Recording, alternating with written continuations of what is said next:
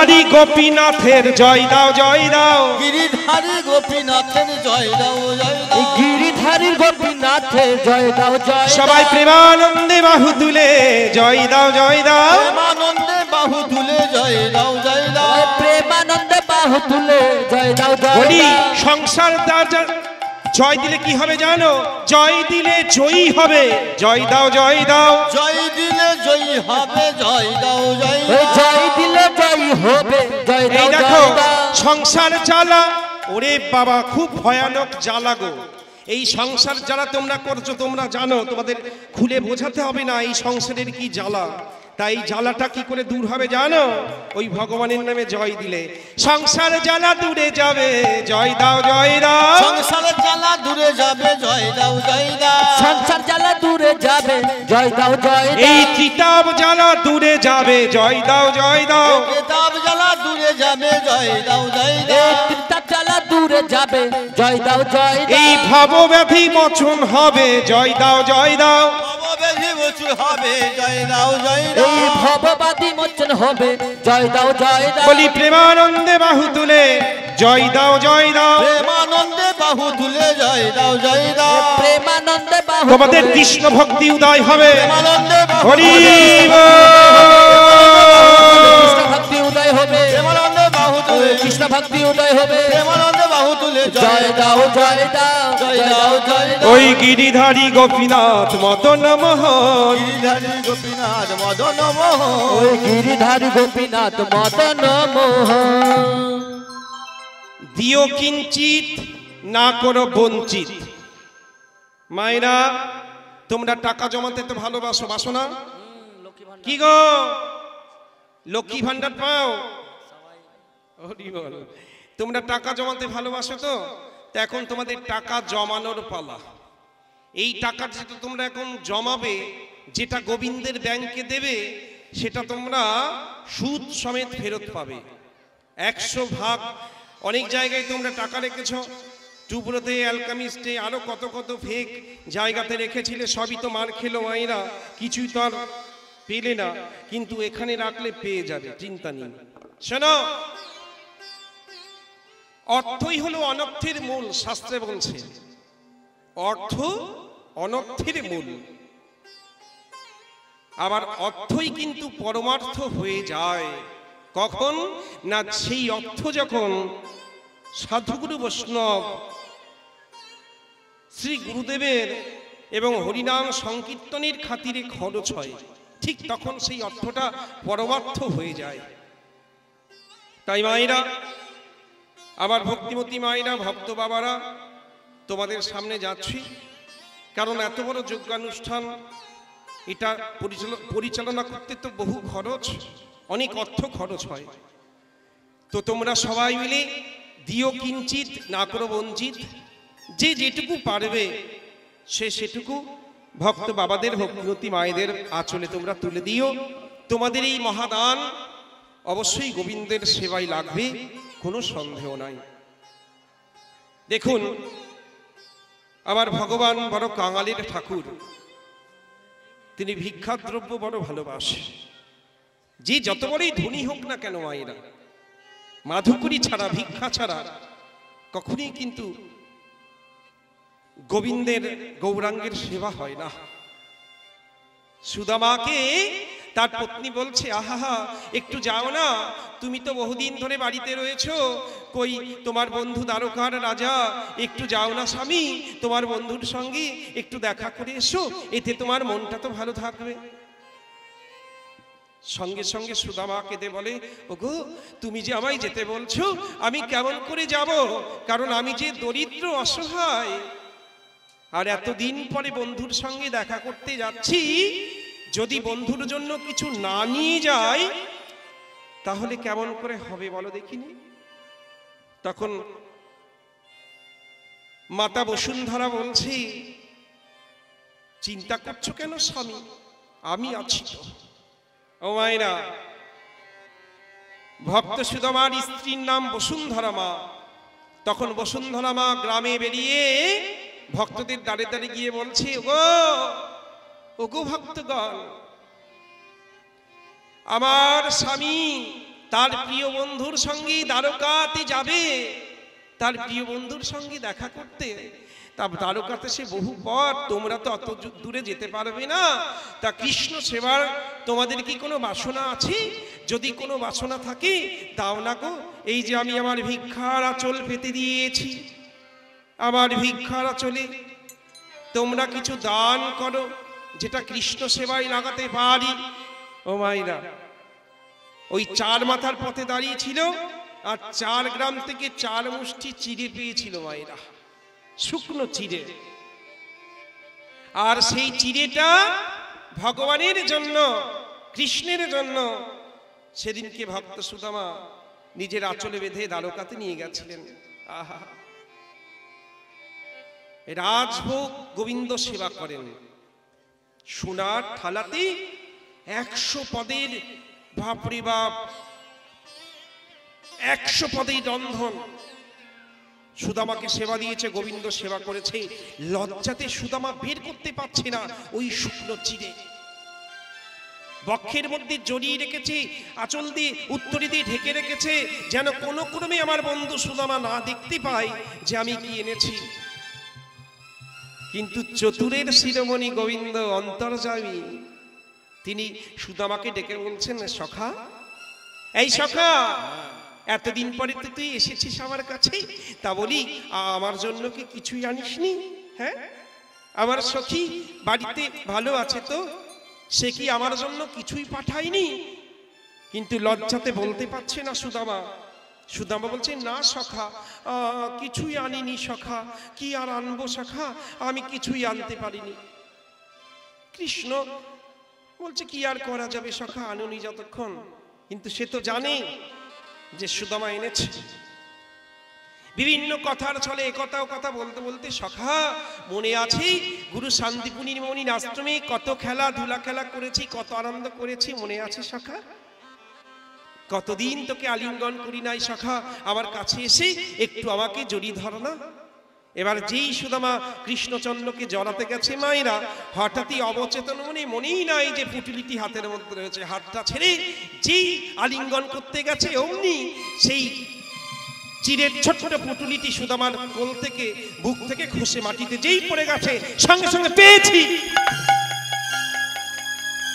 কৃষ্ণ তুলে নিয়ে আনন্দে বলছে, এই তো এই তো এই তো এই তো সখা, আমি পেয়েছি সখা, আমি পেয়েছি।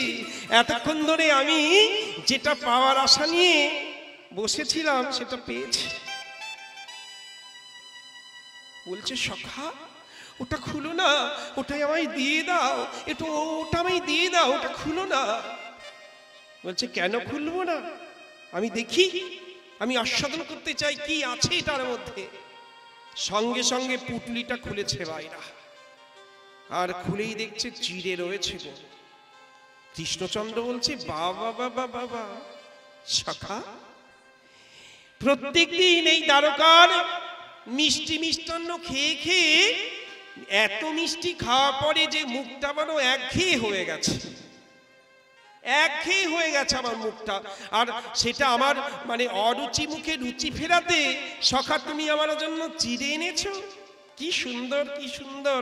ও সখা, এই চিড়েগুলো আমার মুখে বাঁধবে বলে, আমার মুখে কষ্ট হবে বলে, ও বাবা চিড়েগুলো দেখছি আবার ভিজিয়েও এনেছো, চিড়েগুলোকে ভিজিয়ে এনেছো, কি সুন্দর চিড়ে গো, এটাই আমি এক্ষুনি সেবা করব।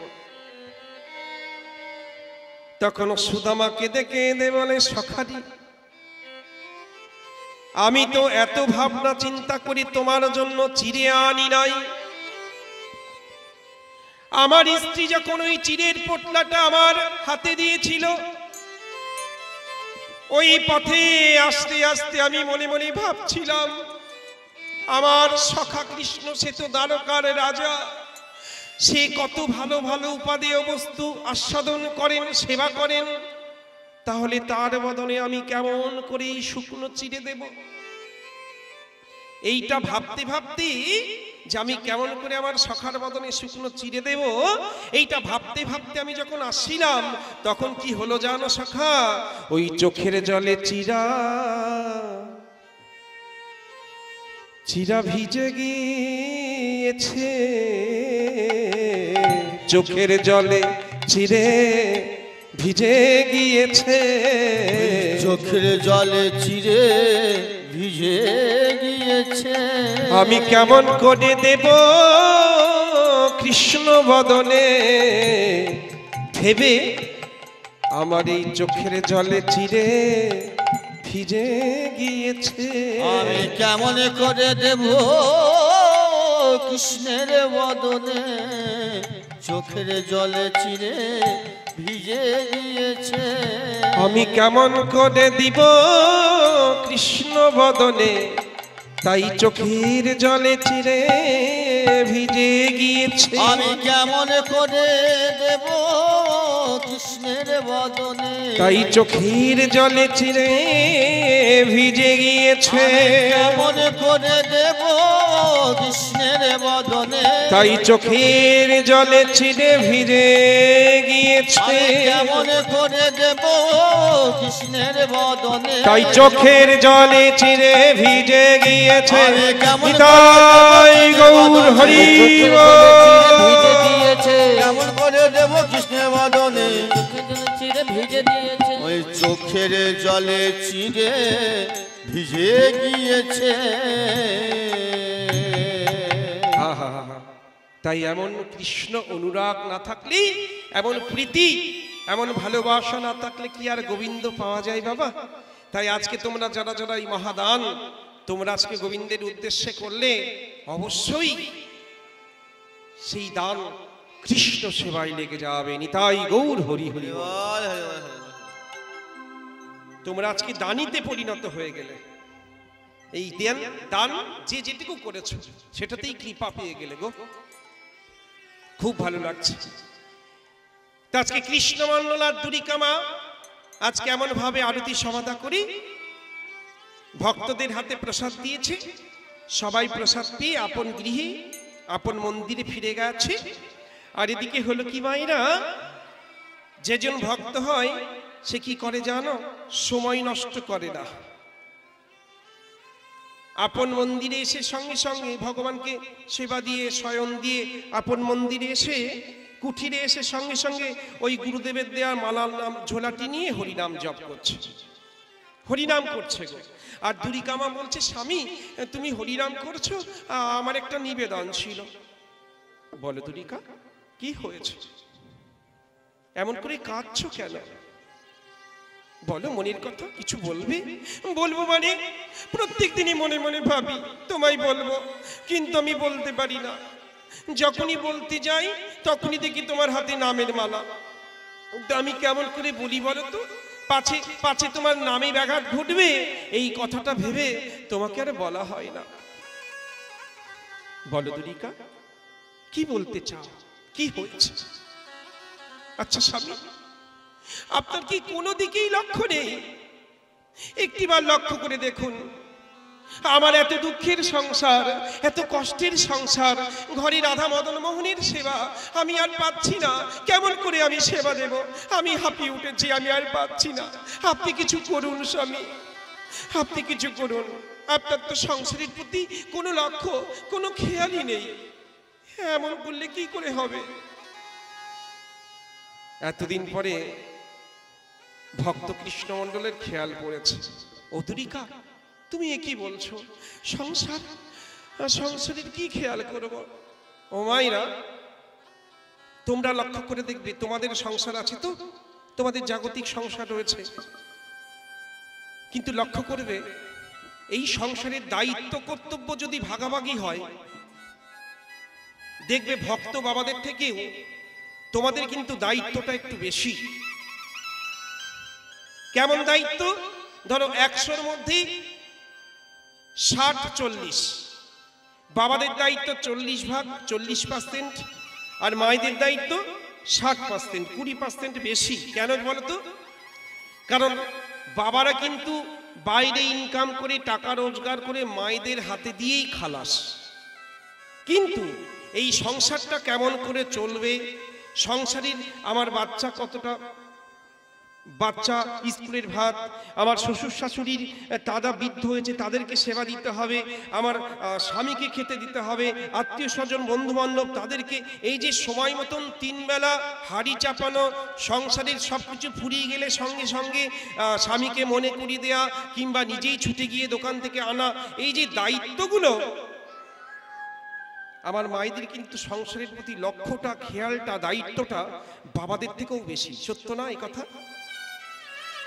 বেশি কি না? বেশি। তা আজকে দুরিকা মা বলছে, স্বামী আপনি এতটাই কৃষ্ণ নামে কৃষ্ণ প্রেমে এতটাই পাগল যে সংসারের প্রতি আপনার কোনো লক্ষ্য নেই, কোনো খেয়াল নেই। আমি একা একা হাঁপিয়ে উঠেছি, আমি একা একা আর পাচ্ছি না, এত দুঃখের, এত অভাবের, এত কষ্টের সংসার আমার দ্বারা আর হবে না সংসার। ও দুরিকা, দুরিকা গো, আমাকে তুমি কি করতে বলছো বলো তো? ও স্বামী, একটা উপায় রয়েছে। একটা উপায়? কি উপায় জানেন স্বামী? আমি কালকে পাঠে জানতে পেরেছি, আমি শুনতে পেরেছি, সাধুগুরু বৈষ্ণবরা বলে থাকেন যে ওই নীলাচল পুরীধাম, আর পুরীধামের ভগবান জগন্নাথ, তিনি তো এই জগতের নাথ, তিনি এই জগতের স্বামী, তিনি এই জগতের পতি। আর সেই জগন্নাথের কাছে গিয়ে যদি কোনো ভক্ত জগন্নাথের কাছে গিয়ে কিছু চাইতে পারে, তাহলে আমার ভগবান জগন্নাথ নাকি সেই ভক্তের মনস্কামনা, মনোবাসনা পূর্ণ করে দেন। তাই স্বামী, আমার একটা অনুরোধ রাখবেন। হ্যাঁ বলো। জয় গো দাদা।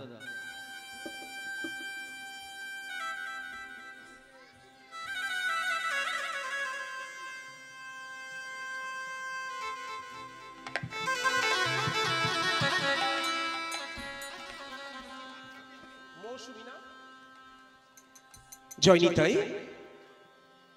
একটু আগে কীর্তনিয়া মৌসুমী গান করেছেন আমারই বোন।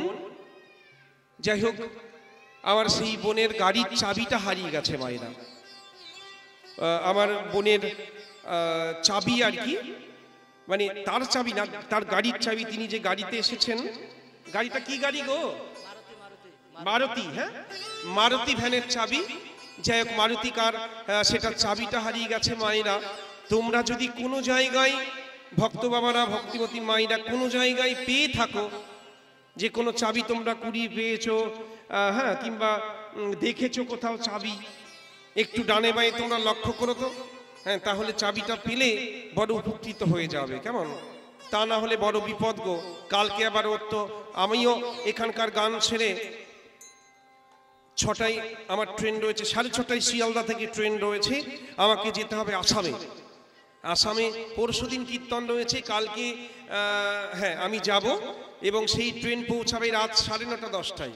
তারপরে ওখান থেকে ওনারা, কর্তৃপক্ষ ওনারা আমাকে গাড়িতে করে নিয়ে যাবে। তারপরের দিন থেকে সেখানে অষ্টকালীন কীর্তন রয়েছে।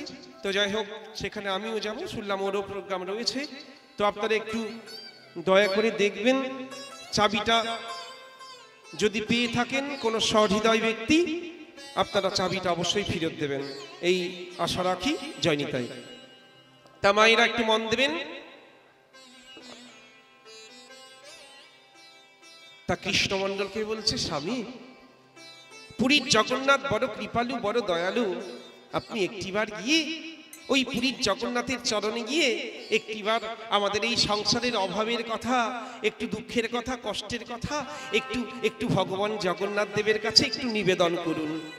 আমার মনে হয় ভগবান জগন্নাথের কৃপায় আমাদের সংসারের সমস্ত অভাব অনাটন দূরে গেলেও যেতে পারে। জান স্বামী, আর বিলম্ব করবেন না। তাই মায়েরা, সেদিন ওই স্ত্রীর কথা মতন মায়েরা, তোমরা তো জানো ওই বসুন্ধরা দেবী, তিনি সুদামার কথা মতো যেমন দ্বারকায় গেছিল ধন সম্পদ চাইতে, কি মায়েরা চাইতে পেরেছিল? পারিনি গো। কৃষ্ণ মুখ দেখে ধন সম্পদ আর চাওয়া হলো না। আর আজকেও এই কলিযুগে দুরিকা মা যাচ্ছে, আহা, দুরিকা মায়ের কথা রাখতে কৃষ্ণমণ্ডল চলেছে পুরীধামে নীলাচলে ধন সম্পদ চাইতে। দেখা যাক কি চাই। কি পাই কেমন একটু চলো দেখে আসি। তাই আজকে কৃষ্ণমণ্ডল পরম বৈষ্ণব তিনি চলেছেন কোথা থেকে? ওই যে পূর্ব মেদিনীপুর বাহাদুরপুর গ্রাম, তোমরা জানো সেই বাহাদুরপুর গ্রাম থেকে ওই নীলাচলে পুরীধামে চলেছে। কিসে যাচ্ছে জানো ভাই না? 535-37 বছর আগের কথা তো গো। তখন তো এই এখন রাস্তা থেকে বেরোলেই কি টোটো, অটো, বাস, ট্রেন, ট্রাম, প্লেন, জাহাজ, কত কিছু যানবাহন, তাই তো? হাঁটতেই হয় না। বাপরে বাপ, এখান থেকে এইটুকু যাব, সেখানেও স্কুটি নিয়ে চলেছি, হাঁটতেই হচ্ছে না। কিন্তু তখনকার দিনে কিন্তু মায়ের এত যানবাহনের সুবিধা ছিল না। যে যেখানে যেত, তীর্থ ভ্রমণে যেতে গেলেও কিন্তু পদব্রজে পায়ে হেঁটে যেতে হতো। এমনকি শ্রীকৃষ্ণ চৈতন্য মহাপ্রভু ওই পুরীধাম থেকেই ঝাড়খণ্ডের মধ্যে দিয়ে তিনি বৃন্দাবনে গেছিলেন। আর ওই যাওয়ার সময় ওই বনের হিংস্র জন্তু জানোয়ার, ওই হাতি, ব্যাঘ্র, ওই কৃষ্ণ, শ্রীকৃষ্ণ চৈতন্য মহাপ্রভুর চোখের জলে যে প্রেম উদয় হয়েছিল, আর সেই প্রেম সেই বনের জীবজন্তুরাও পেয়ে গেছিল। তারাও সেদিনকে মহাপ্রভুর সঙ্গে কৃষ্ণ কৃষ্ণ বলে কেঁদেছিল। তা আজকে পদব্রজে পায়ে হেঁটে কৃষ্ণমণ্ডল চলেছে পুরী ধামে জগন্নাথ দর্শনে। কি বা সাধন ভজন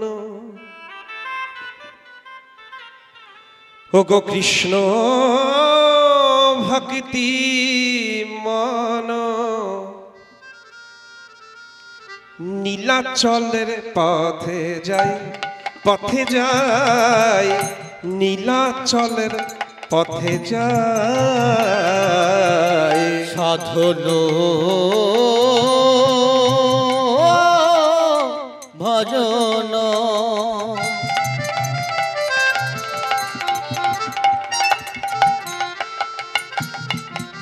কৃষ্ণ ভক্তি মন,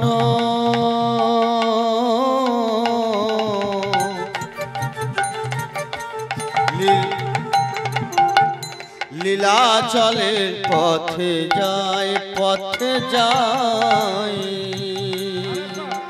লীলাচলে পথে যায়। সাধন ভজন, একটু মন দিয়ে শুনবে।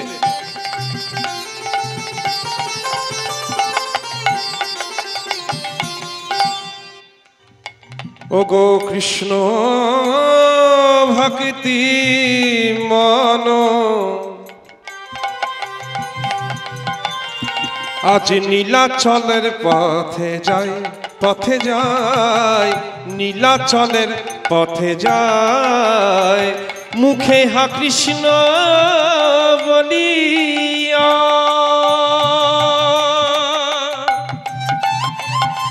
চলে যা,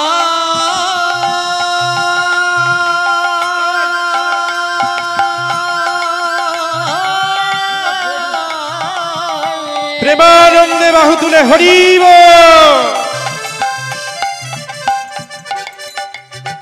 ওই নীলাচলে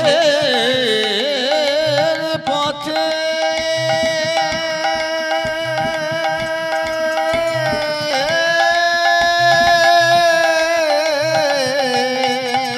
মুখে কৃষ্ণ বলিয়া, ও গো যাই তু বাহু তুলিয়া, মুখে হা কৃষ্ণ বলিয়া যাই দুবাহু তুলিয়া। ও জি নাচিয়া নাচিয়া যায়, নাচিয়া নাচিয়া যায়। মুখে হরিব বাহু তুলিয়া নাচিয়া নাচিয়া যায়, নাচিয়া নাচিয়া যায়। যাই রে বৈষ্ণব ওই নীলাচলে, রে বৈষ্ণব ওই নীলাচলে, বলি যাই গো বৈষ্ণব নীলাচলে, যাই গো বৈষ্ণব নীলাচলে, যাই গো বৈষ্ণব নীলাচলে, যাই গো বৈষ্ণব নীলাচলে। মুখে কৃষ্ণ কৃষ্ণ কৃষ্ণ বলে যাই গো বৈষ্ণব নীলাচলে কৃষ্ণ কৃষ্ণ কৃষ্ণ বলে যাই গো বৈষ্ণব নীলাচলে মুখে কৃষ্ণ কৃষ্ণ কৃষ্ণ বলে যাই গো বৈষ্ণব ওই নীলাচলে কৃষ্ণ কৃষ্ণ কৃষ্ণ বলে হা কৃষ্ণ কৃপা কর বলে কৃষ্ণ কৃষ্ণ কৃষ্ণ বলে কৃষ্ণ কৃপা কর বলে কৃষ্ণ কৃষ্ণ কৃষ্ণ বলে হা কৃষ্ণ দয়া কর বলে কৃষ্ণ কৃষ্ণ বলে কৃষ্ণ দয়া করে বলে কৃষ্ণ কৃষ্ণ কৃষ্ণ বলে হা কৃষ্ণ দেখা দাও হে বলে হরি কৃষ্ণ দেখা দাও হে বলে কৃষ্ণ কৃষ্ণ কৃষ্ণ বলে কৃষ্ণ দেখা দাও হে বলে কৃষ্ণ কৃষ্ণ কৃষ্ণ বলি যাই গো বৈষ্ণব যাই গো বৈষ্ণব নীলাচলে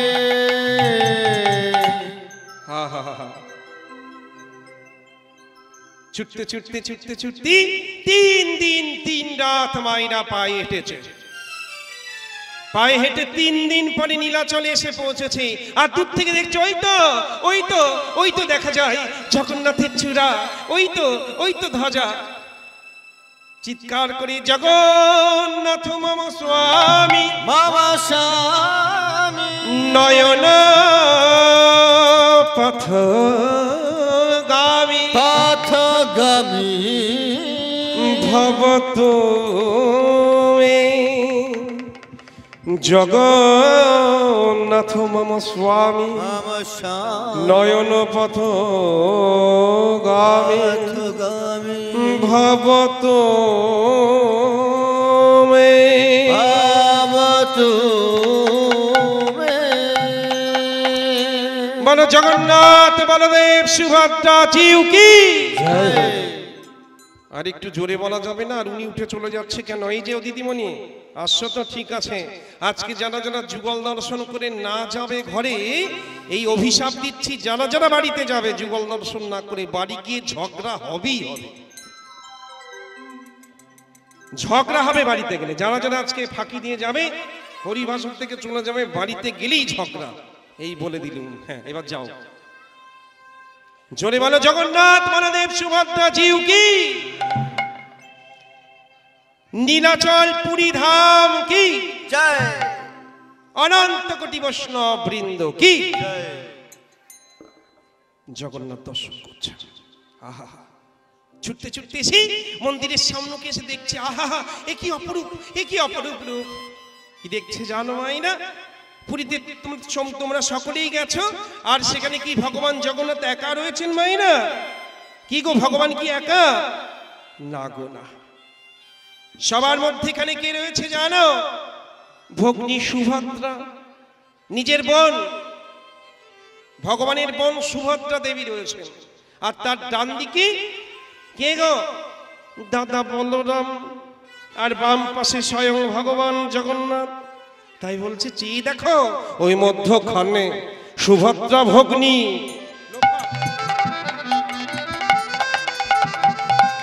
মধ্যখানে সুভদ্রা ভগ্নী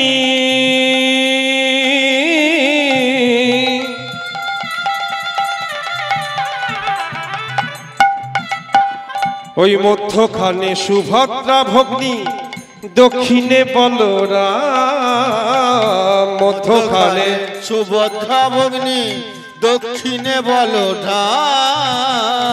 বাম পাশেতে দাঁড়িয়ে আছে স্বয়ং ভগবান বাম পাশেতে দাঁড়িয়ে আছে স্বয়ং ভগবান বাম পাশেতে দাঁড়ায়ে আছে স্বয়ং ভগবান মধ্যখানে সুভদ্রা ভগ্নী দাঁড়িয়ে রয়েছে দক্ষিণ দিকে দাদা বলরাম আর বাম দিকে এই তো হলো সেই জগন্নাথ এই তো হলো শ্রী জগন্নাথ এই তো হলো সেই জগন্নাথ সে যে নীলাচলে কি গো নীলাচলে জগন্নাথ পুরী ধামে জগন্নাথ আর সে কোথায় কোথায় কোন রূপে আছে জানো সে যে বৃন্দাবনে গোপীদের না তার নীলা চলে সেই জগন্নাথ বৃন্দাবনে গোপীদের নাদ নীলা চলে সেই জগৎ সে যে বৃন্দাবনে